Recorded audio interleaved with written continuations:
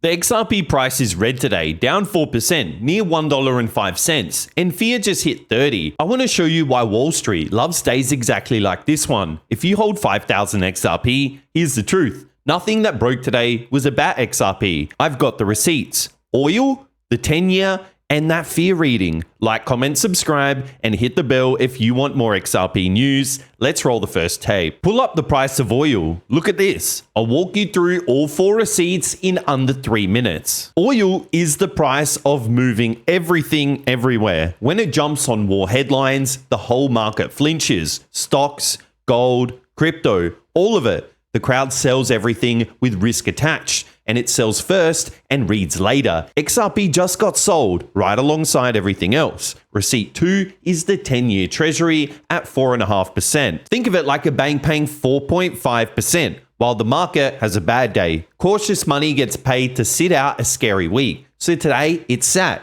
But parked money never stays parked forever. It always looks to come back out looking for growth. Now pull up the fear dial, the crypto fear and greed index, reaching 29. Hold on, because this number is the one I'm coming back to at the end. 29 is deep in the fear zone, and here's the pattern every old timer knows. The crowd is never scared at the top. It gets scared on days that look exactly like today, scared of headlines that have nothing to do with XRP. Remember that number because I'm coming back to it. Money hides in Bitcoin first on scared weeks, so XRP and everything else bleeds a little harder. When the panic fades, that money walks back out. And that's usually when the XRP price gets its color back. So where did all this fear come from? I'll show you in a second, and you'll see why none of it touches XRP. Turn on any business channel and you'll see it. Here from Fox Business. Let's run the first clip. Benjamin Netanyahu en route to Washington for a meeting with President Trump tomorrow, marking their first face-to-face talks since the start of the Iran conflict. So we've got Prime Minister Benjamin Netanyahu on his way to Washington to meet President Trump.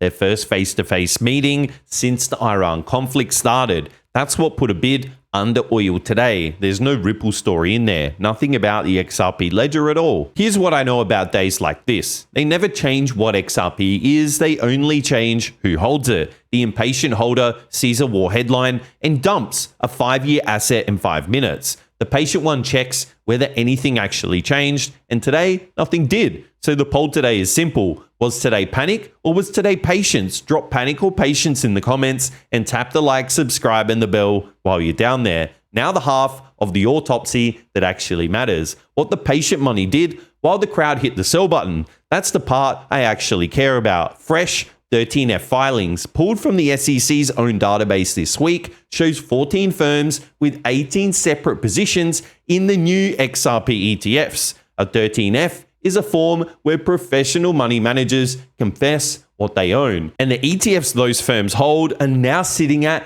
nearly $1 billion.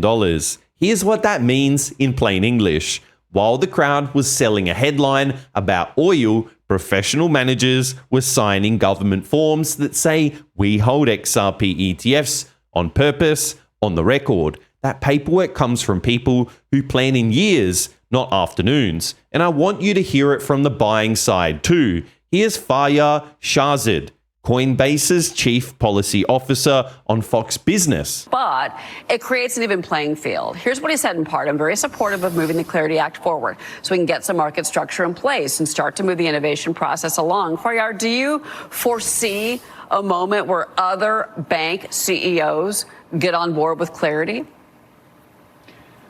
Well, the irony of the situation we're facing with the bank lobby in Washington is that all the banks are actually moving quickly to adopt crypto and stablecoin in their own systems. Coinbase actually works with a number of the leading banks as they integrate this technology into their infrastructure.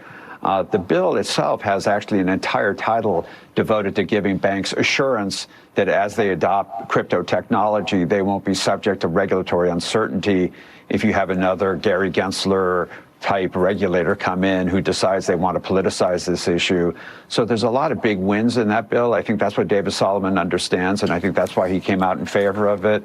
And I think the adoption by the banks tells you that as much as the lobbyists in Washington are resisting change, the long-term plan for the banks at the top is to adopt the technology, and it'll be a win-win outcome. One of your messages, besides that I've heard before you say, is that it's not just about, the protecting the consumer, because, crypto, I mean, it's out of the bag. I mean, this is, that you can't go back and change what is out there and all of the participants in it. But you also said that, this is our chance as a nation to lead on digital assets. Clarity is a big piece of that. But just in general, as we're trying to deal with all these threats from China, whether it's AI chatbots with OpenAI and Anthropic and their models, or whether it's the crypto space. I mean, you say that this is the moment for our nation to lead.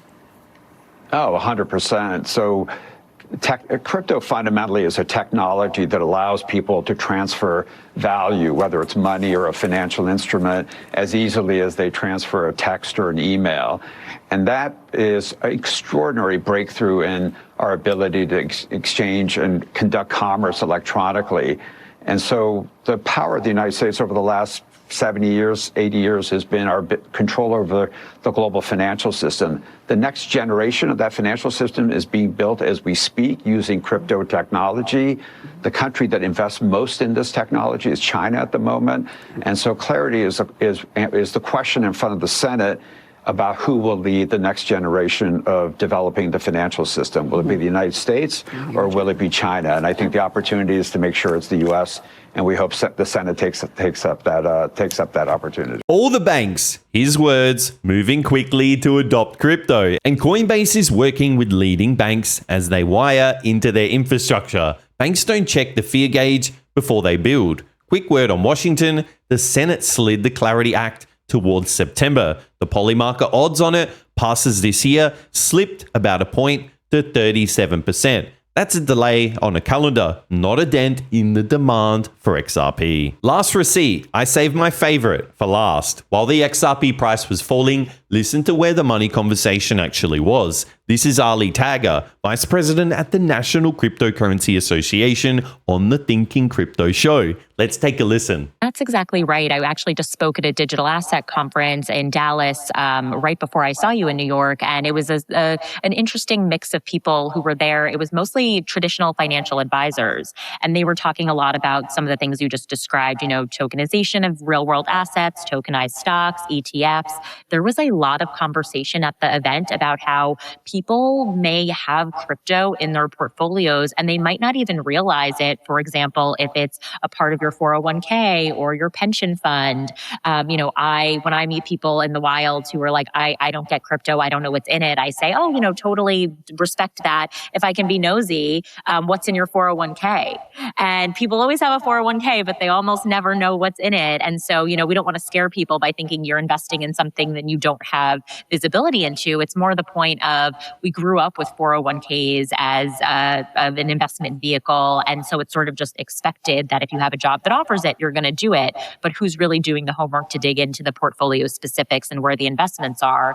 And I think with crypto, we want people to be educated enough to understand what it is, how it works, where valuation comes from, the different role of different types of tokens, what it even means to invest in crypto.